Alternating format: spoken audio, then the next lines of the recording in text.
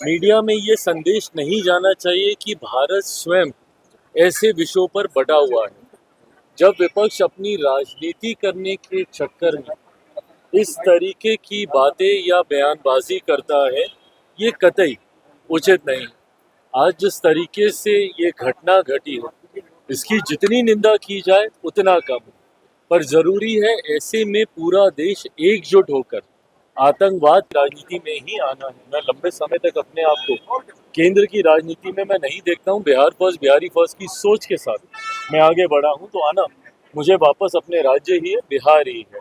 पर ये कब होगा, ये फैसला पार्टी के द्वारा लिया जाएगा। जहाँ तक रही बात बिहार विधानसभा चुनाव को लेकर सीट शेयरिंग की, ये उतने ही एमिकेबली इस मामले को सुलझा लिया जाएगा जितना एमिकेबली हम लोगों ने लोकसभा में सीटों का बंटवारा कर लिया था। उस वक्त भी कई तरीके के प्रश्न उठे थे कि सीट शेयरिंग आसान नहीं होगी, तमाम दलों को समाहित नहीं किया जा पाएगा। ऐसे में पार्टी रामविलास हिस्सा नहीं है। जैसे केंद्र सरकार में हम लोग हिस्सा हैं, जहाँ पे एज अ मंत्री मैं कैबिनेट की कार्यशैली में मैं सम्मिलित हूँ।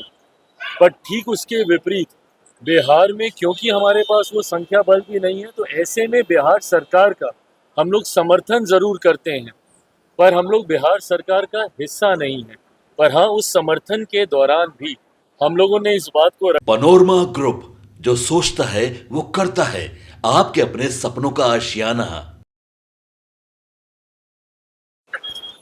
सर,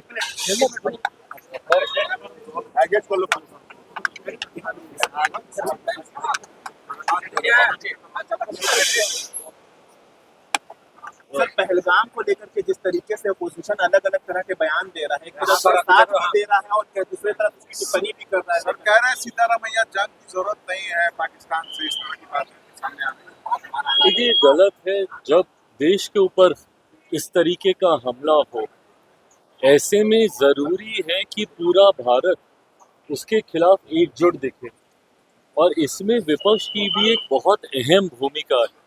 और मुझे लगता है अपनी जिम्मेदारी को विपक्ष को गंभीरता से लेना चाहिए। ऐसे में कतई कहीं विदेशी मीडिया में ये संदेश नहीं जाना चाहिए कि भारत स्वयं ऐसे विषयों पर बटा हुआ है।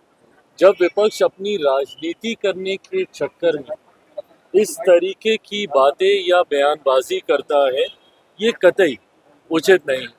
आज जिस तरीके से ये घटना घटी है, इसकी जितनी निंदा की जाए उतना कम है। पर जरूरी है ऐसे में पूरा देश एकजुट होकर आतंकवाद के खिलाफ मुंह तोड़ जवाब दे। और इसके लिए हमारे प्रधानमंत्री आदरणीय नरेंद्र मोदी जी पूरी तरीके से सक्षम है। जरूरत है तो बस सबको एक साथ आकर इस हमले का जवाब देने की। पर अगर इस तरीके से बयानबाजी अगर विपक्ष के द्वारा होगी, तो ये कहीं ना कहीं अंतर्राष्ट्रीय स्तर पर भारत की छवि को धूमिल करने का काम करता है। जितने विपक्ष के जो सांसद हैं, उन्होंने विशेष सत्र बुलाने को लेकर के जो है लेटर लिखा है। सर, मनोज झा और एसोसिएशन के सांसद, ये लोग विशेष सत्र राष्ट्रीय एकता के लिए और जो हमले हुए हैं उनको लेकर के बुलाना चाह रहे हैं, कैसे देखते नहीं, हैं? बिल्कुल इन्होंने अपनी मांग को रखा है। उचित मंच पर अपनी मांग को इन लोगों ने लिखित रूप में भी भेजने का काम किया है। अंतोगत्वा सरकार बैठकर इसके ऊपर फैसला करेगी। चिराग पासवान जी, बिहार में विधानसभा के चुनाव एनडीए गठबंधन में सीट शेयरिंग को लेकर बात हो, या फिर आपको लेकर विधानसभा चुनाव लड़ने की? देखिए, एक बात तो तय है, और इस बात को मैं कई बार कह चुका हूँ, पुनः एक बात दोहरा देता हूँ कि मेरा राजनीति में आने का कारण बिहार और बिहारी ही रहे हैं, और आज नहीं तो कल अंतोगत्वा मुझे बिहार की राजनीति में ही आना है। मैं लंबे समय तक अपने आप को केंद्र की राजनीति में मैं नहीं देखता हूँ। बिहार फर्स्ट, बिहारी फर्स्ट की सोच के साथ मैं आगे बढ़ा हूँ, तो आना मुझे वापस अपने राज्य ही है, बिहार ही है। पर ये कब होगा, ये फैसला पार्टी के द्वारा लिया जाएगा। जहाँ तक रही बात बिहार विधानसभा चुनाव को लेकर सीट शेयरिंग की, ये उतने ही एमिकेबली इस मामले को सुलझा लिया जाएगा जितना एमिकेबली हम लोगों ने लोकसभा में सीटों का बंटवारा कर लिया था। उस वक्त भी कई तरीके के प्रश्न उठे थे कि सीट शेयरिंग आसान नहीं होगी, तमाम दलों को समाहित नहीं किया जा पाएगा। ऐसे में एनडीए बहुत जल्द सीट शेयरिंग करके सीटों का चयन भी कर लेगा। पर हाँ, जो लोग हम लोगों पे उंगली उठाते हैं, महागठबंधन में ही वर्चस्व की लड़ाई अभी चल रही है कांग्रेस और राजद के बीच। मैं ये मानता हूँ विधानसभा चुनाव आते आते तक कांग्रेस और राजद की राहें अलग हो जाएंगी। एक टूटा हुआ महागठबंधन देखने चिराग को मिला। पासवान ने 2025 में क्या विधानसभा के चुनाव लड़िएगा? आपके सांसद हैं अरुण भारती, उन्होंने कहा है कि हम लोग गुजारिश करेंगे कि चिराग पासवान जी विधानसभा चुनाव लड़ें। देखिए, अगर पार्टी को ऐसा लगता है कि बिहार विधानसभा चुनाव प्रदर्शन को और गठबंधन को मजबूती देने के लिए मेरा चुनाव लड़ना जरूरी है, तो जरूर उस प्रस्ताव को भी गंभीरता से उस पर विचार किया दाढ़ी जाए। को लेकर के तेजस्वी यादव ने कहा है कि उसको शराबबंदी में से निकाल दिया जाएगा, हमारी सरकार बनेगी तो। सबसे ज्यादा उत्पीड़न जो है दाढ़ी बेचने वालों का ही हुआ है। देखिए, इस बात का समर्थन तो हम लोग भी करते हैं और हम लोगों ने भी मुख्यमंत्री जी से यह आग्रह समय समय पर हम लोगों ने किया है। बिहार सरकार का लोक जनशक्ति पार्टी रामविलास हिस्सा नहीं है। जैसे केंद्र सरकार में हम लोग हिस्सा हैं, जहाँ पे एज अ मंत्री मैं कैबिनेट की कार्यशैली में मैं सम्मिलित हूँ, पर ठीक उसके विपरीत बिहार में क्योंकि हमारे पास वो संख्या बल भी नहीं है, तो ऐसे में बिहार सरकार का हम लोग समर्थन ज़रूर करते हैं, पर हम लोग बिहार सरकार का हिस्सा नहीं है। पर हाँ, उस समर्थन के दौरान भी हम लोगों ने इस बात को रखा है, ताड़ी को लेकर हम लोगों की भी राय पूरी तरीके से स्पष्ट है। ये एक प्राकृतिक पदार्थ है, इसको शराब की श्रेणी में लाना उचित नहीं होगा। लंबे समय से पीढ़ी दर पीढ़ी ताड़ी से जुड़े हुए व्यवसाय से पीढ़ी दर पीढ़ी लोग अपने आप को जोड़कर देखते हैं। ऐसे में हम लोगों ने भी कई बार आग्रह किया है, मांग किया है कि इसको शराब की श्रेणी से निकालकर जो लोग इस व्यवसाय के साथ जुड़े हुए हैं उनको जुड़े रहना देना चाहिए, उनका व्यवसाय चिराग करना पासवान जी गृह मंत्री अमित शाह से मुलाकात की है। लोकसभा चुनाव के बाद नाराज चल रहे थे, कह रहे थे जो बात हुई थी उस पर एनडीए के लोग खड़े नहीं हुए। क्या विधानसभा में नहीं, गठबंधन के हर दल को के पास ये स्वतंत्रता है कि जाके अपने सुझाव, अपनी शिकायतों को उचित मंच पर रखे। यहाँ पे भारतीय जनता पार्टी एनडीए गठबंधन में सबसे बड़ी पार्टी है, सबसे बड़ा प्रमुख दल है, तो ऐसे में अलग अलग समय पर घटक जाके अपनी बातों को वहाँ पे रखने का काम करते हैं। मुझे नहीं पता कि लोकसभा के वक्त क्या वादे किए गए थे, नहीं किए गए थे, उनको पूरा किया गया, नहीं पूरा किया गया, बट अगर कहीं पर भी कोई ऐसी बात है तो मैं ये विश्वास रखता हूँ कि भारतीय जनता पार्टी अपने सहयोगियों को पूरा सम्मान देने के लिए जानी जाती है, उनकी मांगों को, उनके सुझावों को सुनने के लिए वो जानी जाती है।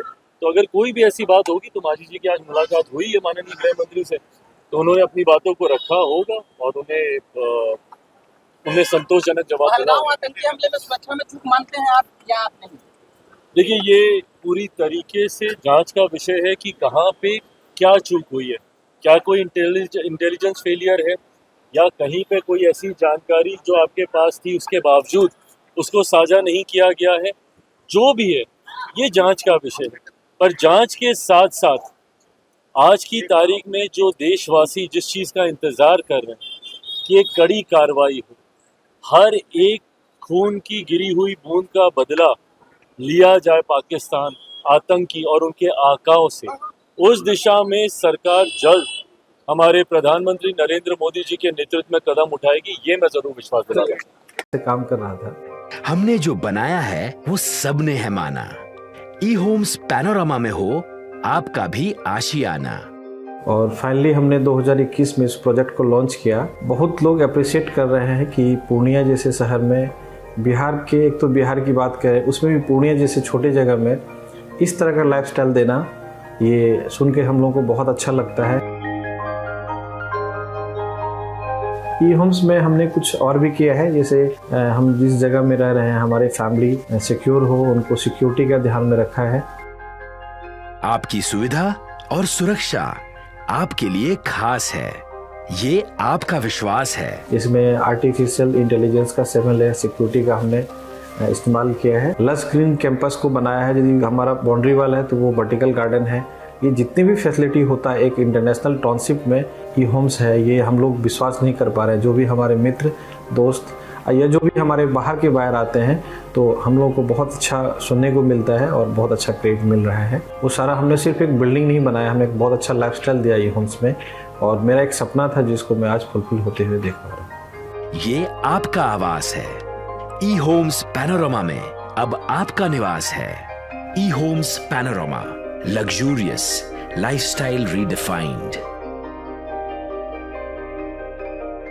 पनोरमा ग्रुप, जो सोचता है वो करता है। अगर ये वीडियो पसंद आई और वह बिहार के राजनीति और बिहारियत से सरोकार रखेनी तो सब्सक्राइब बटन दबा के चैनल के सब्सक्राइब कर ली। ओजे एगो घंटी बा, ओकरा बटन दबा देला से कुल सटीक और मारक खबर रुआ मुफ्त में मिल जाई। अगर रुआ पत्रकारिता के हमनी के नया प्रयोग में सहयोग कर चाहतानी तो ज्वाइन बटन दबा दी। पेटीएम नंबर नोट कर ली 9386816700।